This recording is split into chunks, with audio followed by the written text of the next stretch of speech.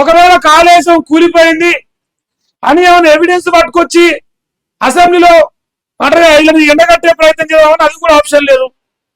So ఇప్పుడు ఏ రకంగా అయినా అష్టదిగ్బంధనం అయిపోయిన రేవంత్ రెడ్డి చూస్తా ఉంటే అన్ని అయిపోయినాయి, అన్ని దారులు మూసుకపోయినాయి. మిగిలిన ఒకే ఒక దారి వార్తాపత్రికలు. ఈ వార్తాపత్రిక రూపంలో కేసీఆర్ వైపు ప్రజలు మళ్ళీపోవడానికి చివరి ప్రయత్నం.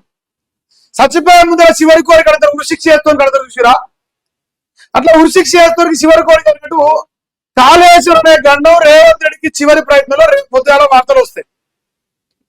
కానీ ఇంత ముందుకే చూసినాం రెండోసారి కాళేశ్వరం కమిషన్ ఎంక్వైరీ విషయంలో కేసీఆర్ వస్తే తెలంగాణ మొత్తం కేసీఆర్ వైపు మళ్ళీపోయింది. కేసీఆర్ ఎలకతుర్తిలో సభ పెడితే దాదాపు 1 కోటి మంది జనాలు ఆన్లైన్ లోనే ఉన్నారు.